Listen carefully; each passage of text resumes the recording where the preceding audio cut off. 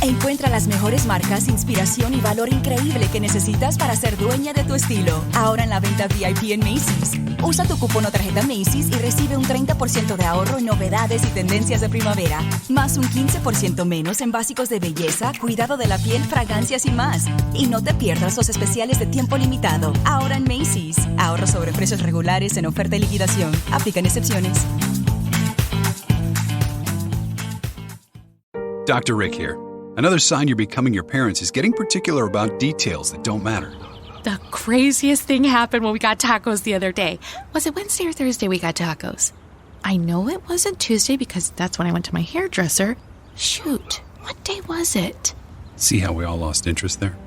Progressive can't help you from becoming your parents, but we can help you compare rates on home insurance with Home Quote Explorer. Progressive Casualty Insurance Company affiliates and third-party insurers. Comparison rates not available in all states or situations. Prices vary based on how you buy.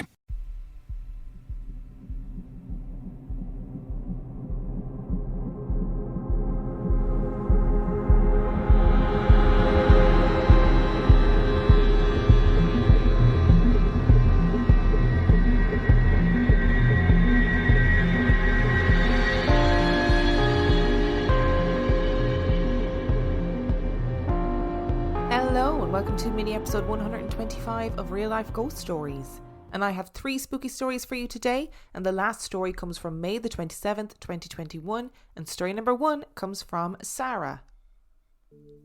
When I was a little kid, aged between 2 and 5, I had a best friend named Wheezy. She and I did everything together, as I was an only child at the time and not in school yet. She was about 6 or 7 and we would play every single day, colouring, watching TV, playing with my Barbies and everything else under the sun. The only thing was that she never talked much, which wasn't a big deal because sometimes kids are shy. One day my mum was showing me pictures of her family from an album from when she was little. I was so excited seeing the photos of my great-grandma as a young woman and my mum and uncle as children. Then we got to a photo of Wheezy herself. I jumped up and down yelling, "Look, Mama, it's Wheezy!" excited to see my friend. I knew from the look on everyone's face that something was wrong, and my mum started crying. Turns out Wheezy was her cousin. They were best friends and inseparable as children. Unfortunately, Wheezy died during a surgery to remove her tonsils where they cut too deep. Mum was devastated, but was happy to know she was my best friend. Weirdly enough, I never saw Wheezy again after that. Maybe she found closure. Maybe she moved on. Whatever it was, I just hope she's happy now and at peace. My mom married my stepdad when I was 10. I'm 28 now and have 3 younger sisters aged 10 to 18. We moved around a lot growing up, like I'm talking 12 times. 3 of those houses were haunted and scared the shit out of me, but I'm only going to tell you about the worst one. We moved to a quiet neighbourhood in the suburbs. All of the houses there were split-level type homes, until we pulled up to this driveway and up on the hill was a huge home that looked nothing like the rest. We were so excited to move into such a nice place. Everything was clean and brand new and I couldn't unpack fast enough. The first few weeks were great. Both my parents worked. One kid was in daycare and one was in school.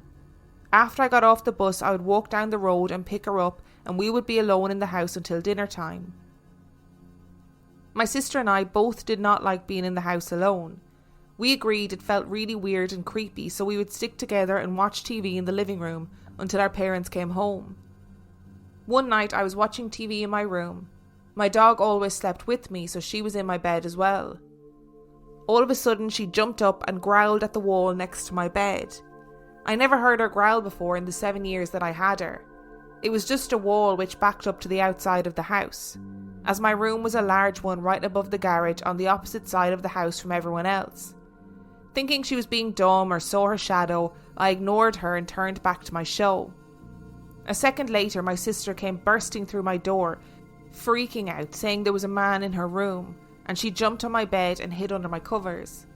Scared, I screamed for my mom and dad because our youngest baby sister also sleeps in that room, so I was thinking the worst.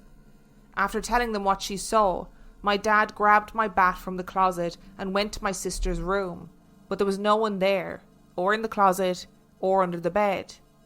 My baby sister was still asleep and nothing seemed out of place. Thinking she must have woken from a nightmare, my parents let her sleep in my room and we went to bed. Seeing this man became a regular occurrence over the next few weeks, to the point where I just started letting her sleep in my bed with me permanently so we could sleep through the night.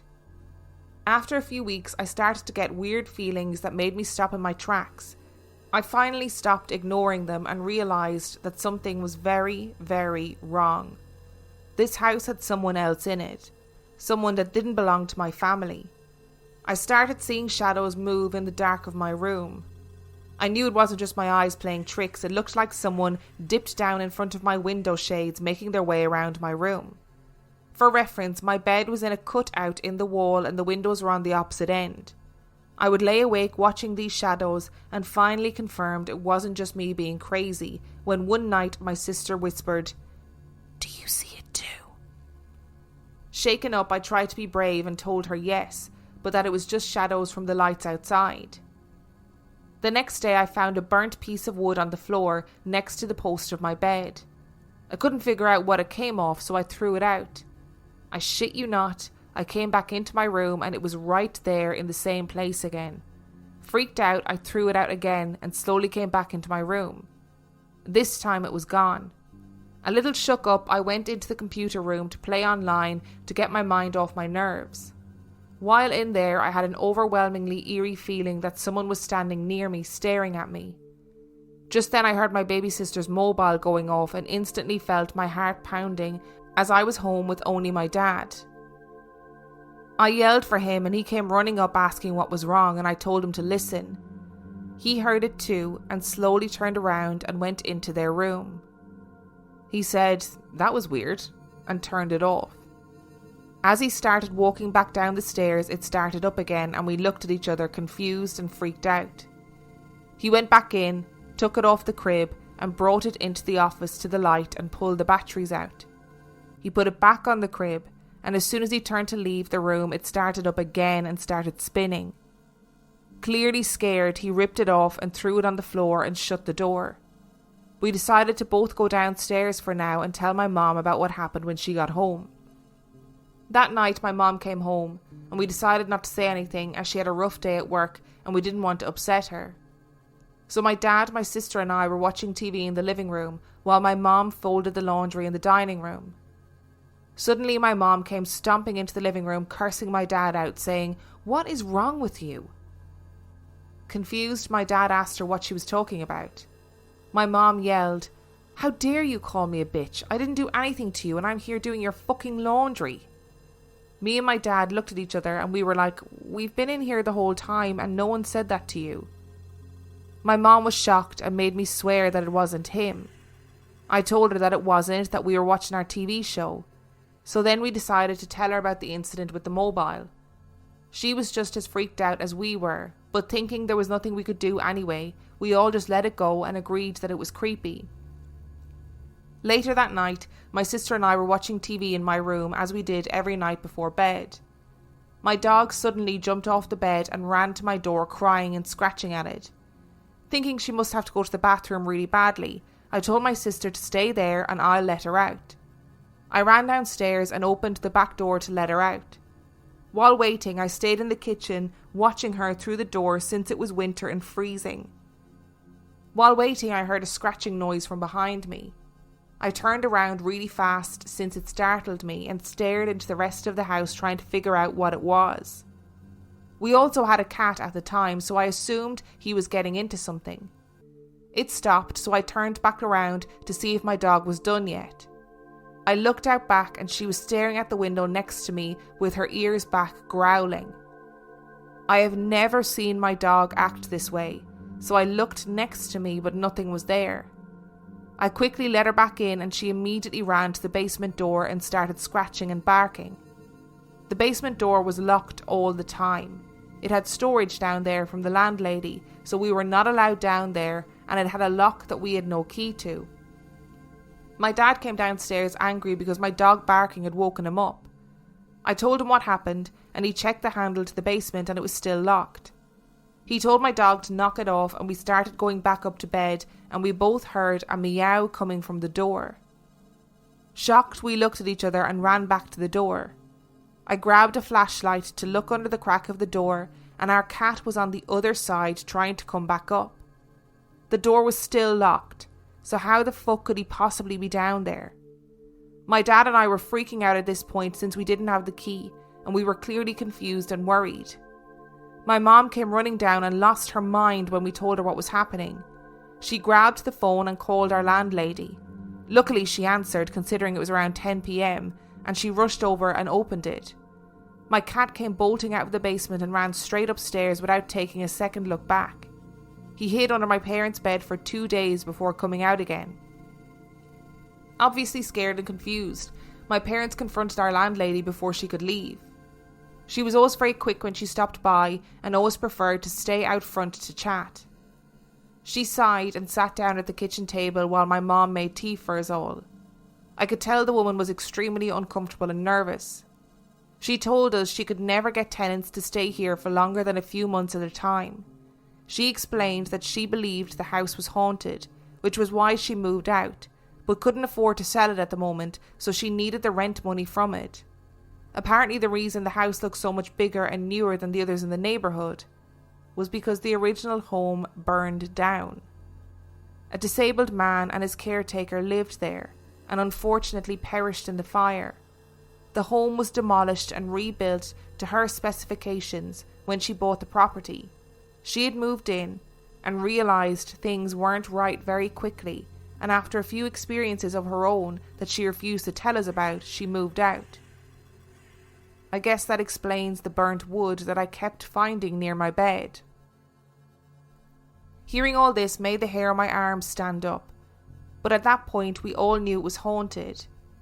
At least now we knew by who. Trying to act like everything was okay in our house became harder and harder to do. My sister and I would hear banging at night from different walls. We heard what sounded like things being thrown around in the garage under us, but nothing was ever out of place. We would ignore it and sleep with the TV on and never leave each other's side. One day my sister was getting dressed for bed in her room when I heard her scream. I ran in and she was backed up on the floor crying against her bed, saying the man was in her closet. My dad came running in and we checked her closet to assure her she was okay and no one was there. Upon checking, we noticed a weird crawl space door. My dad pried it off and behind was an entire room that ran the length of the house, including my room. This room was on the other side of my wall that my dog would growl at almost every night. I wanted to leave and move out and never come back. I was so scared day in, day out, and was a shaking mess every day when I came home alone. I eventually started walking straight to my sister's school when I got off my bus and would just sit there for an hour until she was done so I didn't have to go home alone. The experiences became more and more frequent and scarier. I would see a man walking on the stairs or through the kitchen as I was leaving the house in the morning for school, knowing damn well my dad was still asleep and couldn't just magically be downstairs the second I closed the front door. I would feel threatened and scared every time I had to take a shower or use the bathroom. None of us were getting any sleep, and eventually my parents decided that we would move out. One night my parents and I were watching a movie on TV when we heard what sounded like glass clanking in the kitchen. We looked over to the kitchen but nothing was there. Suddenly my cat came running out of there and ran upstairs, so we assumed it was him, until we heard it again. Louder and louder and louder, like someone was attempting to smash a glass on another glass, when my mom finally had enough and screamed, "Leave us alone! Get out of here, just leave!" It got quiet. Too quiet. We all sat on edge looking at each other when suddenly bang, as if someone kicked or slammed against our metal fireplace next to me. It felt like it shook the whole house, and we heard a man's voice yell back, "No." With that, we all got up, each packed a bag, grabbed the kids, and we went to stay with my aunt. My parents found another rental a few minutes away and we ended our lease early. The landlady understood but was still upset. We hired movers as none of us wanted to be in that home. We packed our things very quickly and, unorganised, just wanted to leave. My dad and I went back alone to grab any loose ends we still had, as there were a few boxes my mom insisted she didn't want the movers to take in fear of them breaking. So I went into my old room for one last look and noticed my old wicker shelf my grandma gave me was still on my wall. I grabbed the only chair left and stood on it to try and untwist the screws that were holding it up, using a paperclip that I found. My dad startled me when he came in and said, "It's time to leave," and put his hand on my shoulder. I jumped and scolded him and asked him to hold the screws for me. I gave him 4 screws and then got down so we could go. When I turned around, he was gone. Annoyed and confused, I took a step to leave and felt something under my shoe. I looked down and all the screws were on the floor. I went to find my dad down in the kitchen and said, "We didn't have to throw the screws on the ground," and rolled my eyes and told him I was ready to go. My dad looked at me confused and said, "What? I didn't drop any screws. Hand me that box. I still need a few minutes. I want to wrap these dishes." I looked at him, freaking out, and I said, "You just told me it was time to go. I handed you the screws to my shelf and then you left." My dad shook his head. He had been there since we had got there, and he hadn't left the kitchen. I was done, and I told him I would wait in the car. I ran outside and never looked back at the house. I sat in the car staring at my hands until my dad came and we left for good. Since then, I've driven past the house a few times as it's not far from my aunt's house. Every time I do, I still get a sick feeling in my stomach. The most eerie part about passing it is that there's always a "for rent" sign out front. Okay, no, I'm sorry, that whole thing was horrific. And Sarah, or Sarah, whichever way you pronounce it, if you're listening to this, this is your trigger warning. And I'm sure you've thought of this before, but what if that was a real person living in that house? What if that was a real person living in that crawl space? The Poisoner's Cabinet did a story on Patreon a while ago where this man was convinced his house was haunted after his wife died, and anyway, spoiler alert, turns out that there was a man living in the attic of the house. The house was not haunted, there was a man living in the attic. What in the world? What if he's living in that room that your dad and your sister found, and that's why your dog kept barking at the wall? That's why all of things, like there was all those sounds, the banging, the man shouting no back. No, I'm sorry, that whole thing was terrifying. I was on edge the entire time. Obviously the wheezy story at the beginning is terrifying, but we know that kids have imaginary friends. We know that kids are freaky, you know? And we know that they are friends with people that have been lost in times gone by. And that's the risk you take when you decide to have children. But the rest of that story is so scary. How did the burning wood get into your house? Especially when the house that was damaged in the fire was demolished and a new house was built and reconstructed. There shouldn't be any burnt wood or charred wood left. Like, why did that keep appearing in her bedroom when the house was burnt down? Oh, this whole story gave me the heebie-jeebies. Today's episode is sponsored by HelloFresh. Now, look, I know I've been doing fun, silly ads for HelloFresh at the moment, but I thought I needed to do at least one ad where you could really get an idea of what HelloFresh is all about. Did you know that March is National Nutrition Month? And HelloFresh makes it easy to choose delicious dietitian-approved meals. Simply look for the Dietitian Win tag on their menu choices for meals with under 700 calories and with 1/3 less sodium.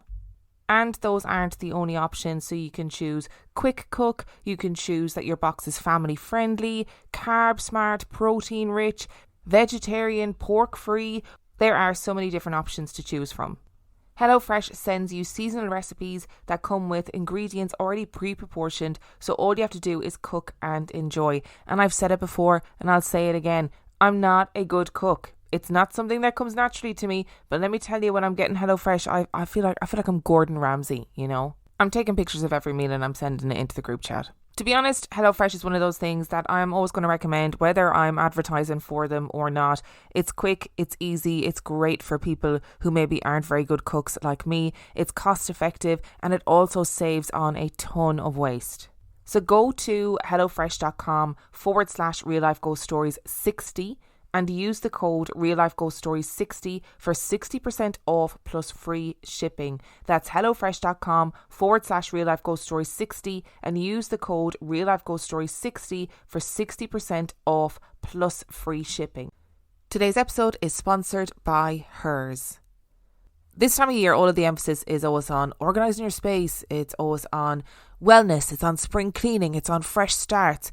But actually, the most important way to take care of yourself is to take care of your mental health, and you can do so at forhers.com.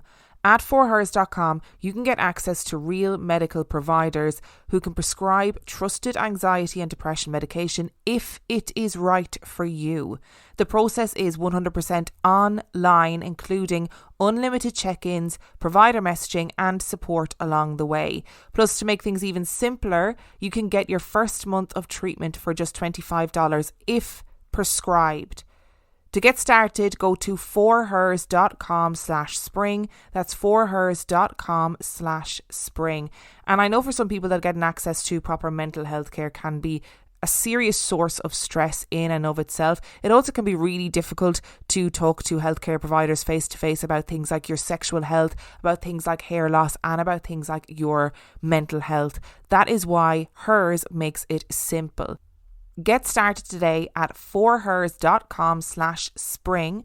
That's forhers, forhers.com/spring. The offer is only available if prescribed. Prescription products require an online consultation with a healthcare provider who will determine if a prescription is appropriate. The subscription is required. Additional restrictions apply. See website for full details and important safety information. Find the top brands, inspiration, and great value you need to own your style now at Macy's VIP sale. Use your coupon or Macy's card and take an extra 30% off spring trends and updates. Plus, get 15% off this season's go-to beauty, skincare, fragrances, and more. And don't miss out on limited time specials going on now at Macy's. Savings off regular sale and clearance prices. Exclusions apply.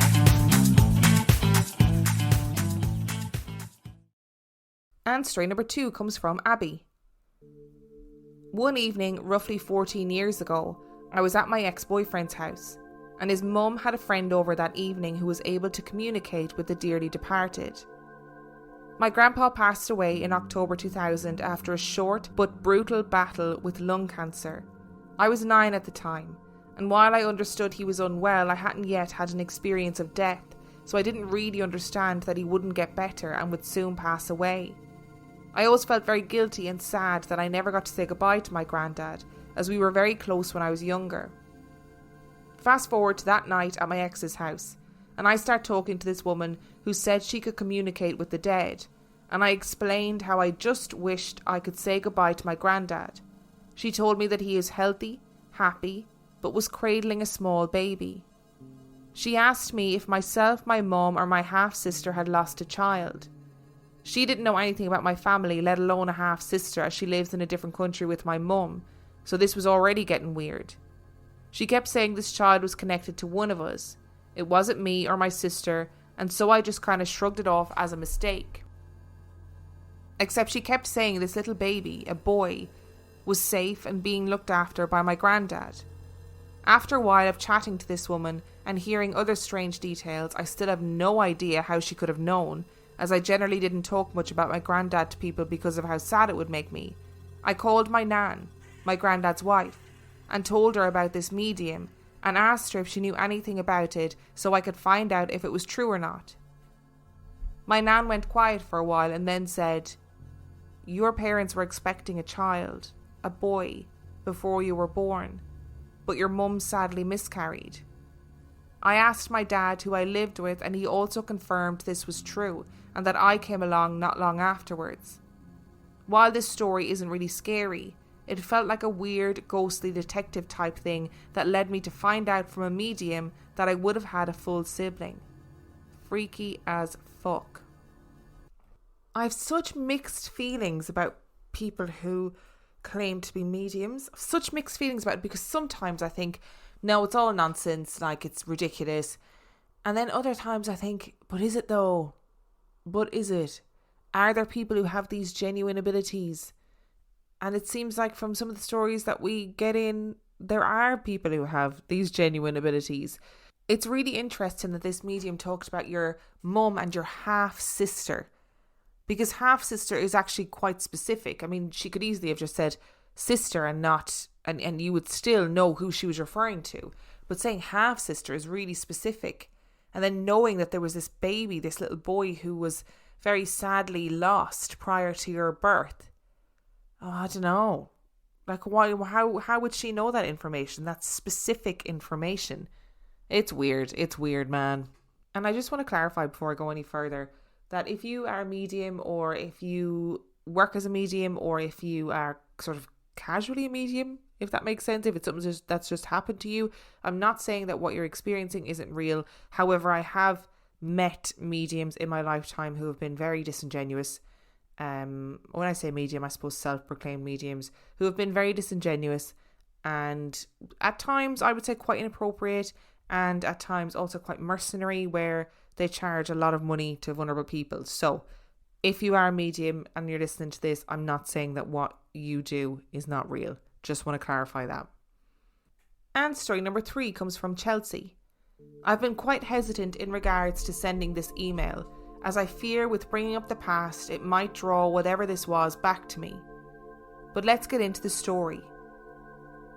My mother, myself and my brother are very in touch with our feelings, let's say. We're quite a sensitive bunch. My father, on the other hand, is a hardcore skeptic in regards to anything spiritual. He has reasoning for everything. I find it difficult to explain things like this, but I'll try my hardest. My brother has a sight for things out of the ordinary for sure. My mother would get a feeling as such about something around her, a place or a person, and I believe I'm just very open to anything that is wanting to be heard. This story doesn't really involve my mother as such, but my brother plays a slight part in it. Up until I was about 11 years old, we lived in a housing estate, and then after that we moved to the countryside, in the absolute back arse of nowhere. My experiences started when I was about 8 or 9. I used to sleep in the front bedroom of our housing estate. I had a collection of porcelain dolls. My grandmother would buy them for me and my cousins on special occasions and birthdays, etc. But I had this one doll. I believe my mother still has her in the hot press. If she does, I will insert a photo. She came in a sitting position with a cushion to sit on, and I kept her on a little dresser beside my bed. I absolutely loved her. When I was quite young, I used to watch an awful lot of horror movies with my cousin Emma. I'm a horror movie enthusiast, I would say, so when things began to happen, I put it down to my imagination and never mentioned it to my parents. One night I was in bed watching just your regular childhood movies, and my dog Sandy at the time used to sleep in my bed with me. But that night she was acting so strange. She kept staring at the doll in a way that just made me feel uneasy. She would get up and move from top to bottom of the bed repeatedly while just staring at this doll. I remember giving her a little tap to say stop and lie down. She lay down eventually and started aggressively growling at the doll. And when I tell you this, I know for sure you guys will not believe me, but I know what I saw that night. Once she started growling, I turned to look at the doll. And as I turned to look, it looked to me as if she had been staring at me and turned her head so quickly. I shit you not. When I mean to say I leapt out of the bed as quick as I've ever moved in my life. I told my mum and she said it was clearly my imagination playing tricks on me.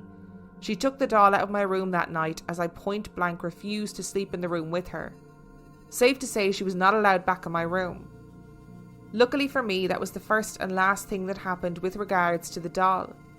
To be honest, with the housing estate home, only 2 distinct things happened that I can remember. The second thing that happened in that house that really spooked me was one night I was asleep and I was woken up to static on my TV. I used to sleep with the TV on.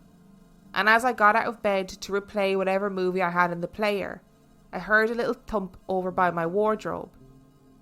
Where my wardrobe was, I had the wash basket in front of it and there was a gap between the two, so I could obviously open the wardrobe when needs be. But I turned around once I heard the thump and I could see 2 feet sticking out of the gap. Excuse my language, but I fucking legged it out of my room. I slept in a bedroom with my brother that night. When I was around 11, my parents gave me the devastating news that we were moving to the absolute back arse of nowhere. I was completely gutted. I was terrified of not having my cousins, my grandparents and the rest of my family at arm's reach. And then, to top it off, I had to start over in a new school, make new friends, and it was all very overwhelming. We had moved into our new home and my cousin Emma came to spend the entire summer with me to help me adjust. I adjusted quite quickly, and I loved my bedroom. It had this huge open window looking out to the front of the garden and had its own walk-in wardrobe, which I was so happy about. I thought I was the shit. For the first year and a half, everything was great. I was really starting to love where we were and had great friends and was heading to secondary school, which is so exciting when you're younger. And then I started noticing things going on in my bedroom, and my bedroom alone. Late at night, when I would be on MSN on my laptop, I'd hear this very light tapping coming from the wall of my wardrobe, which is where my bed was pressed against. It started out so faint to begin with, and the more I ignored it, the louder it would get. At first I thought maybe it was mice stuck in the wall, because we were living in the countryside, and it's normal to have mice here, you know? But then I copped that it was coming in threes and stopping for around 6 seconds. That would go on for a total of 3 times, and then it would stop a while, and then it would do the exact same thing. 3 knocks, break for 6 seconds, repeat 3 times. The 3 knocks to me were the mocking of the Holy Trinity. 6-second breaks, and repeating this cycle 3 times would make the seconds sequence 666. Is this me overanalyzing, or does this seem legit? You tell me. That would happen for months on end with no other activity. I mentioned it to my parents and it was pretty much brushed off as nothing, so I just ignored it. For some reason, my room was the only room in the house that would also be absolutely Baltic for no reason whatsoever. I would just be sitting in my room doing my homework and the next minute it would feel like the room's temperature dropped to minus. I'd say it to my parents, but again brushed it off as nothing. There was one night where I'd been on MSN to my cousin Lauren and we were chatting away as you do, and I had a movie on in the background. It might have been White Chicks, but I'm not sure. Anyway, me and Sandy were cuddled up in bed and Lauren was chatting away, and I remember I went to reply to something. We were on MSN call, so I took a deep breath and sighed. But as I did so, I could see my own breath so clear. Bear in mind the room wasn't cold at all. Needless to say, once again the laptop was fucked across the bed. I grabbed Sandy and ran into my mum and dad's, bawling my eyes out because I was just so freaked out. I completely and utterly refused to go back into that room, so my poor dad had to get out of bed and turn everything off and grab my blanket and pillows. Everything so I could sleep on their floor. I'm not joking when I say I slept in their room for a week and dreaded the thought of going back into that room. There were other small things that happened, especially with the wardrobe, such as I'd have no windows open, doors closed, and the string curtains would start swinging back and forth out of nowhere. I would occasionally hear footsteps come out of the wardrobe and walk up beside my bed. Sandy would just sit there and stare at the wardrobe for ages. Just small things like that. There was one night in particular that I remember. I had some of my friends over for a sleepover, and during the day we were just chilling in my room, and I had this Bratz camper van that I got for my birthday 1 year off my grandmother. Now obviously I was about 12 or 13 at the time, so I didn't play with it anymore. So I put it on the very bottom shelf of the wardrobe and just left it there. The camper van had a real life radio in it, but it hadn't worked in years. And I remember me and my friends were just chatting away as young girls do, and my friend Megan turned around and said, "What is that noise?" I just thought maybe it was the TV in the sitting room, but it was coming from the wardrobe. All 5 of us walked over to it hand in hand. I went into the wardrobe and looked into the camper van, and you guessed it, the radio was on. So I was losing the will to live at this stage. I genuinely thought I was going insane until that night, when all 5 of us decided to sit in a fucking circle, hold hands and call on the elements because I refused to make a Ouija board. So we called on the elements to see if we could contact whatever was stuck or, just there. We all said our pieces and blessed ourselves for protection just to be safe, and we were just being gobshites. We shouldn't have even tried to contact whatever it was, but we did. Me and one of the other girls were sitting with our backs facing the wardrobe. I remember Megan had said something like, "If you're there, make yourself known." And as she said that, a gust of air came from the wardrobe and caught me and my friend's hand. The two of us literally reefed each other's hands away from one another and hopped onto the bed with fear. We stopped after that and didn't sleep for the rest of the night. The majority of that group wouldn't stay in my house after that, which was fair enough. After that night, things just kept happening, and I ended up moving to the spare room because my brother wasn't living with us at the time and I had had enough of all the malarkey. A year or so later, my brother came home to stay with us as we were all going on family holiday the following morning, so it just made sense for us all to be under the same roof. Now, throughout this whole experience of everything that happened in that room, we never told him a single thing because he gets so freaked out over the littlest of things, he doesn't even watch horror movies. But he had to stay in my old room anyways, and all was fine. Until we got up the next morning to head to the airport.